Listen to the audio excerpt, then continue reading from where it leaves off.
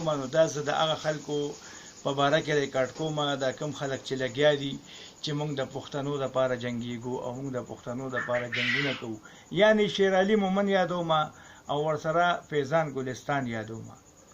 نو دوی دواړه چې کوم دی اوسه پورې خو دوی بیل بیل وو، خو اوس ما په یو ویډیو کې دوی یو ځای وکتله نو زما یقین پیدا شو. داسې خو زما شک مخکې و چې دوی خپلو کې سره میلو دي، خو آیا اوس مې مکمل یقین شو چې دوی خپلو کې میلو څه چې دوی یو ځای پاتې کېږي. نو دوی اوس دا خبرې کوي چې شیر علي مومن را پاسېږي او دا خبرې کوي چې یاره دا پښتنو ته دوی کنځل کوي او دوی پښتنو ته سپک رد وي او د پښتو کلچر خرابوي او دا کوي او هغه کوي. ګوره داسې کار دی، ته به وایې چې زه په حق یم، خو زه وایم چې زه په حق یم.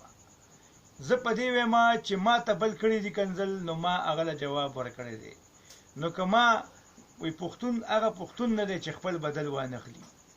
وی پښتون چې په 10 کاله پس هم بدل والي، نو هغه وایي چې ما پکې اوس هم تادي کړې ده، لکه مشران وایي چې اوس هم پکې تادي کړې ده. نو وروره خپل بدل چاته پرېښودل مطلب مونږه ښه نه ګڼو، مونږ خپل بدل هېڅ چاته نه پرېږدو. چې څوک مونږ ته کنځل کوي مونږ به ورته سر کې کوو. او ته چې دی تا ته ما مخکې ویلي دي او اوس هم درته وایم چې ته په مړ سپي باندې جنګ کې، مړ سپي باندې داسې جنګ کې چې مونږ ستا د دې وینا نه مخکې دغسې مونږ مخکې هم یو ځل چې کوم ډانسونه پروګرامونه مونږ بند کړي وو، نو ټوپک مار پکې راغی او داسې پکې نور رالل حتی چې ټول پکې را یو ځای شو. مطلب الف خان شیرپو، داسې شیر غني، نور داسې ډېر کسان، اصغر چیمه. خو لکه دا د اور د لګېدو نه پس دا خلک راغلي دي، نه توبه، د اور د مړ کېدو نه پس دا خلک راغلي دي. اور مړو ویډیوز بندې وې د ډانسونو، ولې چې ماشومانو سره زیات یاد شوي وو، نو په دې وجه باندې ویډیوز موږ بند کړي وو. خو دا خلک بیا هم نه منې کېدل، کله به یو راتلو کله بل راتلو کله به یو راتلو، نو حتی چې خبره کم ځای ته ورسېده. نو اوس چې کوم شیر علي مومن ټاپک رانیولی دی چې یاره زه د پښتنو په دغه جنګېږم او پښتنو په سر جنګېږم، نو وروره د هغه کنځلمارو پښتنو په سر که ته جنګېږې چې کومو کنځلمارو موږ ته کنځل کړي دي، نو بیا ته په ناجیز یې. ته به په ځان باندې د چا کنځل ومنې؟ ته په ځان باندې کنځل منې؟ مخکې چې موږ کومې کنځلې یو بل ته کړې وي، نو ته موږ ته غلې پاتې شوي چې څنګه موږ کنځل کړي داسې تا هم کنځل کړي دي.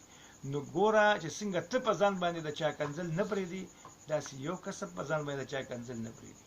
او دا چې کوم ته پښتانه یادې چې دا د دې پښتنو ته تاسو کنځل کړي دي بېګناه پښتانه، نو دا غلطه خبره ده. بېګناه پښتنو سره زمونږ کار څه دی؟ چې چا مونږ سره کار نه لرلی، نو زمونږ ورسره څه کار دی؟ نو خبره داسې ده چې ځان پوه کړه. او هسې اف آی آرې دا منډې ترړې دا به ته م ووښې زه به م ووښم، او مطلب زما خبره زما په ځای باندې صحیح ده او ستا خبره چې کوم دی نو هغه په دې صحیح نه ده چې ته په کوم شي باندې جنګ کې، نو هغه ما جواب ورکړی دی. ما باندې چې کوم ځای نه دغه شوی د کنځلو ګزار هغه سړی به دې رانیولی وي، هغه ته به دې ویلی وي چې بهی دا کنځل به دې نه کول. نو چې هغه ما ته کړي دي نو زه به یې ورته سر کې کوم. زه اوس هم وایم چې کوم سړی کنځل کوي ورته به کوم، بوټی لحاظ به نه کوم، هېڅ لحاظ به نه کوم. ولې به یې لحاظ کوم؟ چې ما ته کوي زه به ورته سر کې کوم، که هغه هر څوک وي. نو زه تا ته دا خبره کوم چې ته هسې په زول په پړه پسې مین ښه. او تاسو دې خو وګوره دا پښتانه کنځلمار پښتانه، دا کنځلمار پښتانه چې کوم دي چې دا کوم کنځل کوي، د سره ته ملګری شه، بلکل دوی سره ته ملګری شه. زه تاته دا نه یم چې مه ملګری کېږه، خو ته به هېڅ هم ونه کوې، ستا په لاس به هېڅ هم در نه شي.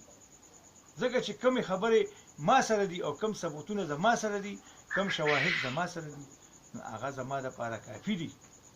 په هغې باندې خو زه کیس څه چې زه پرې هر څه ګټلی شم، دا هېڅ خبره نه ده.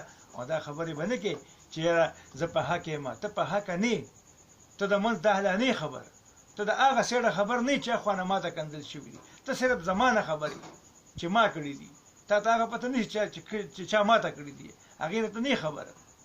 بس ډېرې خبرې نه کوم. او د پیر په ورځ ځان تیار ساته. ګورې داسې نه وي چې زه هلته راشم او بیا ته نه یې ګورې.